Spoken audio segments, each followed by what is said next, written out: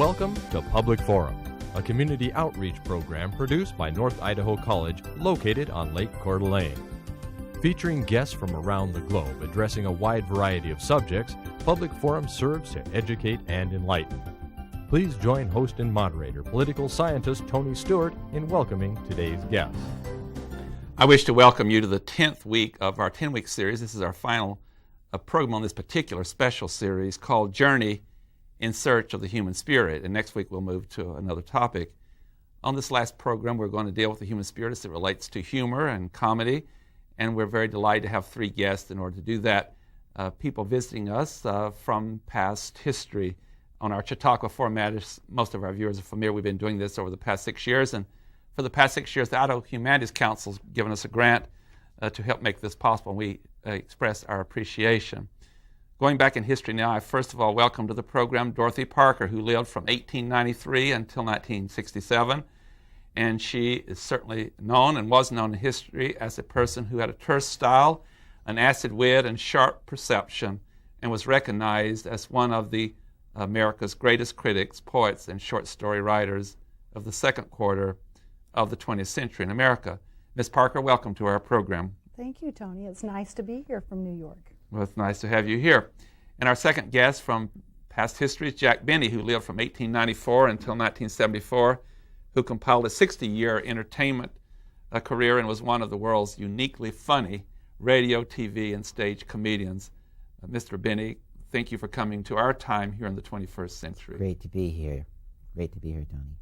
And our third guest is Lucille Ball, who's known by all TV audiences, who lived from 1911 until 1989, a comedian and TV producer, best known for her very special TV series called I Love Lucy. Miss Ball, welcome to our program. Thank you, Mr. Stewart. Now You don't have to have a cigarette on you, do you?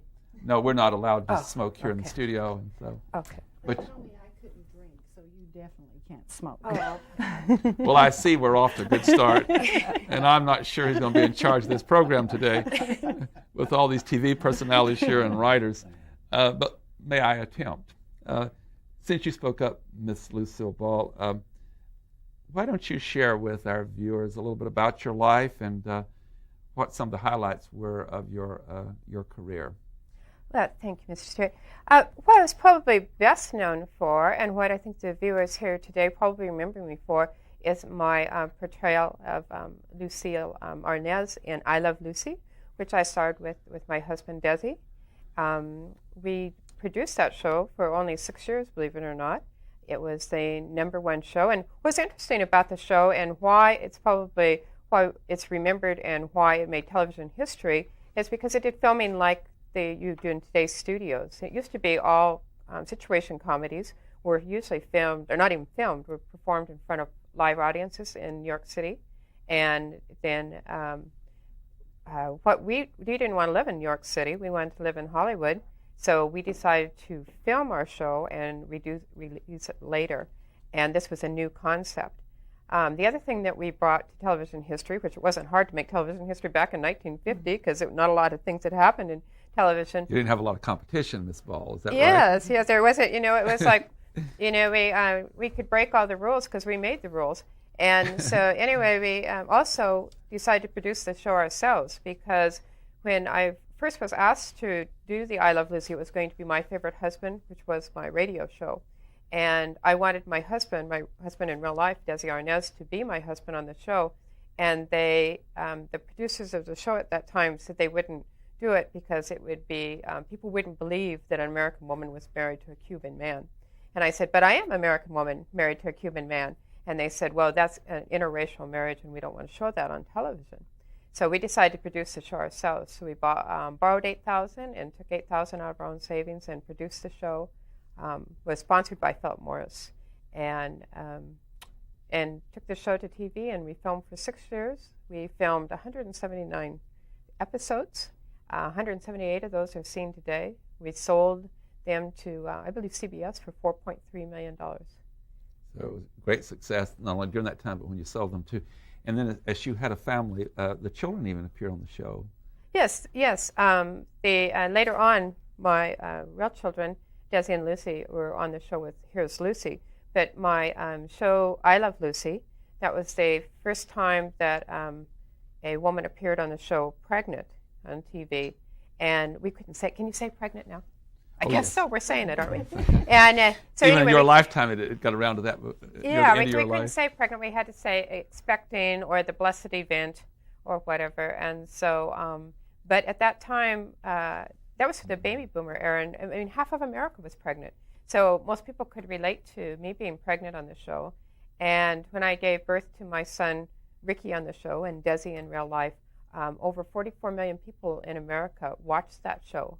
That was more people than that watched the Eisenhower's inauguration or the Queen's coronation. It was a big deal. They brought truckloads of goodies to the hospital. They were so excited that little Ricky was everybody's baby. Yeah. Well, it was tremendous success, and we'll come back with some other questions about your career and your acting and some of your favorite scenes. Mr. Jack Benny, you too. You were such a hit that as a comedian, you could just be on stage and not say anything. It was funny that your actions, the way you put your hand against your head and your violin and so forth. Share with us some of your highlights and how you got into show business. Well, it was really not planned at all. I was playing my violin one day and at a World War I training center up in the Great Lakes area, and nobody was paying any attention to my violin playing, and I was not a bad violinist. I wasn't really great. I'd been probably playing violin publicly for 4 or 5 years, and so a friend came out and said, well, why don't you put the violin away and just talk? And I have always been amazed that just talking has been funny to people, and I am still amazed to see people laugh at what I say. So it was really quite by accident, and I kind of liken it to getting on a train and just watching things go by and responding to them, and when I get off the train, I'm there. And it's a very simple kind of a life that I lead, and I couldn't be funny without my writers. And so the Your writers... brother-in-law was one of your writers. Exactly. And actually, in real life, your brother-in-law was here after your death at North Idaho College and talked a lot about I've his been told role. that. I was told that. He gave away a lot of secrets, Mr. Benny, when he Right. was here. Well, That's I your wouldn't writing. be anything without my writers. Although my great friend, said that anything I didn't say was funny. So it was what I didn't do that seemed to be most funny, and it was kind of something that accumulated over time. And you also had a great relationship with some other famous people, like Bob Hope and others. Yeah. Why don't you share a little bit with us about Well, I was most proud of my relationship with President Truman, and he actually allowed us to tape one of our shows at the Truman Library in Missouri, and played the piano and talked. And I've met the King and Queen and had a wonderful visit with them, and probably traveled as much as Bob Hope, but Bob kept traveling longer than I did. And But you did have appearances with Bob Hope and Bing Crosby and others? Absolutely, absolutely. In fact, vaudeville, we all came from vaudeville, and Eddie Cantor, and just a great crowd, and so it was a lot of fun. I enjoyed it. In fact, I probably laughed more than most people. I really enjoy laughing. And Dorothy Parker. I've read some of your works, and you always have contended, if I understand correctly, that you're really not funny. But I think you're extremely funny. In fact, one time we had a time in history here, we had going back in history, we had Mark Twain, Will Rogers debate Dorothy Parker, and they were saying humor was great, and it was humorous, and you said it wasn't funny at all. How would you like to respond to your life and your work, and is that part of your signature, maybe, to pretend it's not funny when it is? Well, actually, since you guys brought me back here from the dead during this time frame, I am surprised that I'm on a humor panel. I simply spoke my mind during the time and called things the way that I saw them, and people seemed to think that that was very funny. For instance, the saying that men seldom make passes at women who wear glasses. Well, that's just not funny. People laugh about that all the time, and they oh, ha, ha, ha, ha. And that's actually a very sad statement on the shallowness of man. It's just not one bit funny. I apologize, but I'm afraid I think it is funny. Give us you wrote a lot of poems, and most of them were very short and to the point. And can you give us some lines from some of your writings and so forth? You did a tremendous amount of writing. A couple of other lines like that that you don't think is funny that the rest of us react. That a lot of people do think funny. Well, a lot of my better work came out of what we called the Algonquin Roundtable. And it was just a group of us writers that the New Yorker was getting started at that time, etc.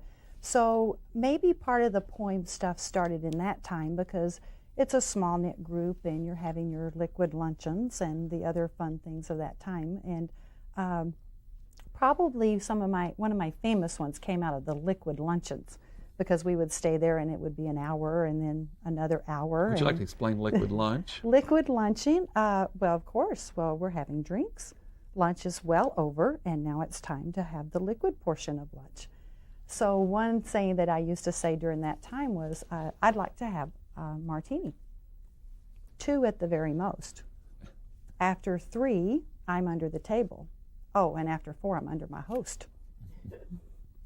And that's really a sad poem. But people find it very funny, but it is a very sad poem. I still am suspicious that part of your signature is that you know it's funny and you just won't admit it. Tell us a little more about your career and some of your works and some of the things that you did. Well, the time frame, I was 20 in the Roaring Twenties, which was a really fun time. It was also a turbulent time. Did a lot of writing, play critiquing, writing short stories, poetry, worked for the New Yorker, Vanity Fair, Vogue, etc. But it was a very, the role of women was changing. The vote had come to women, which was nice. So there were some things about that time that were very sad, and it was a tough time. And some of the writings were describing the changes that were happening in the social structure as people were given freedom. Then instead of just accepting your role in life and playing out the accepted role, there were all other kinds of things that came about now, and you had choices, which also very much stressed some people out with those choices and with those roles. And in New York, there were a lot of lonely places and niches, lonely places in the society.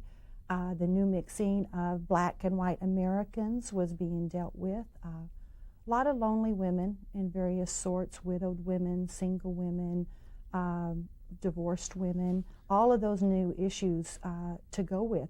And if you can keep the stories nice and short, it's a little easier to talk about those things in a story. Because then it's not pointing it personally at a person, you're not calling a name, you're not exploiting somebody's situation. And so you just tell a little story about it, and then a lot of times when people see that, then they can use it as a mirror, they can reflect back upon it and look at themselves. And those are the works that I really enjoyed, that I liked personally. You're a great observer. You wrote about what you saw around you. Miss Lucille Ball, we'll come back to you. On your most famous programs, the television programs, I Love Lucy, you had, I would guess, your best friends. You rented an apartment from them in the story. Right. Yes. Tell us a little bit about your relationship with this couple, and because it was always that was also such a special part of your program. Right. Our neighbors were Ethel and Fred.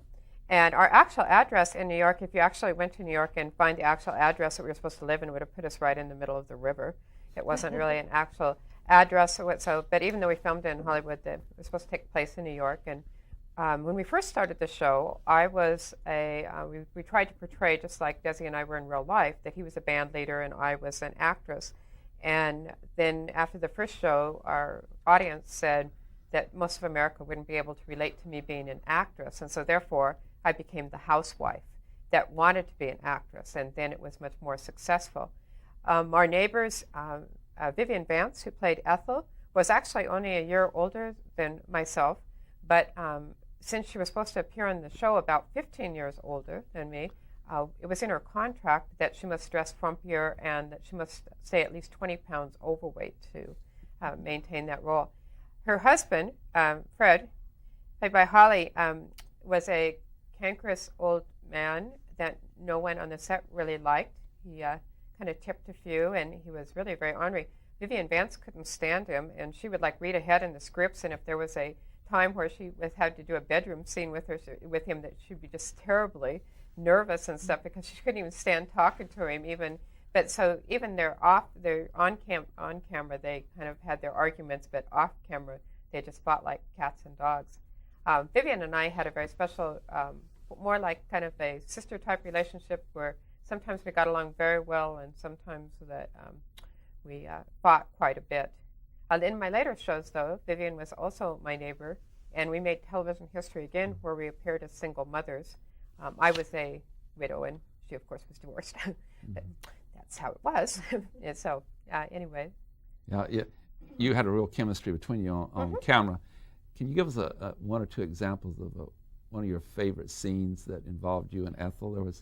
I'm thinking of one, but I want you to identify. Probably the most famous scene, and one of my favorite scenes, was when our husbands challenged us to get a job. They said that we couldn't have a job, and what happened was, and this is why I think I Love Lucy was very well liked by the community and by the viewing audiences, because we did things that most people could identify with, except we took it to a little zanier level. And what had happened was I wrote a check and it bounced, and so then I wrote another check to the bank to the teller at the bank and said, "Be a lamb and hold this for a month." And so of course they wouldn't do that, and so then they challenged us to go get a job. So we lied on our resumes and we got a job at the candy factory. Oh, I was hoping that was the scene. Wrapping the candy and stuff, and we were very smug and stuff, and we thought, "What is this?" And then they moved up the conveyor belt and stuff, and then we couldn't get the candy wrapped fast enough, so we started stuffing it in our hats and eating some of it, and eating it and stuffing it in our blouses and stuff. And probably one of the more famous I Love Lucy episodes. In television series and in motion pictures, they always talk about certain scenes. There's a genius to that scene, and that's the one that I think that probably would be the most famous. Well, you talk about Ms. Parker talking about not being funny. You know, the talk shows like this make me very nervous. And in fact, when during the I Love Lucy days and later on, Jesse was very protective of me, and he wouldn't let me come on talk shows like this because I'm not really funny. And he didn't want the public to find out that I wasn't really funny. I had very good writers, and my comedy comes from slapstick and from my facial expressions and my timing and stuff. But actually, in real life, I'm not very funny. Well, that's revealing an interesting story. Jack Benny, you two had some scenes that were extremely funny, and I'm going to.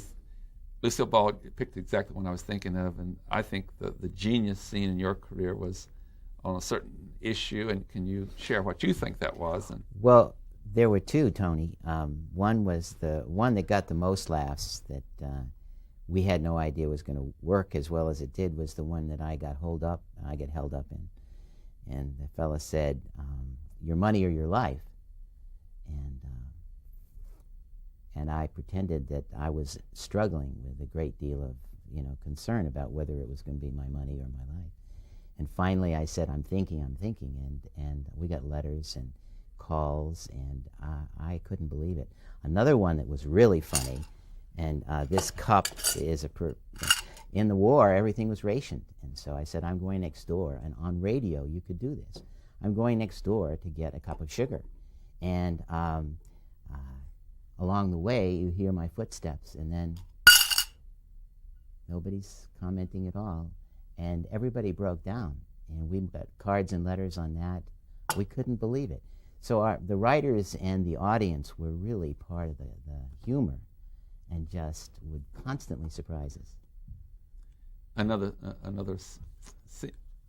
I guess maybe your signature partly was, I heard in real life you were a very generous person, and but in your show you always acted, so you just indicated that you certainly kept your money to yourself. Right. And there was a scene that you used there so often where you'd go down, and I guess in the basement, and you're going through fire or by fire, and then there was alligators, and you had to go across this little bridge, and you went through great danger to get to the safe. And then once you got to the safe, you got a dime out and brought it back. Right. And you played on a dime really a lot. Would you like to share that with us? Which was worth a lot. It was worth a lot. Well, these things grew over time. We used almost no slapstick on the show, except that Don Wilson was always being funny in a slapstick sort of a way. But we, in effect, added the alligator and the chains and the story about the fellow that was down there forever and didn't realize what year it was and was so surprised when he came up that, that we had telephones and so forth. We had a coin telephone in our house.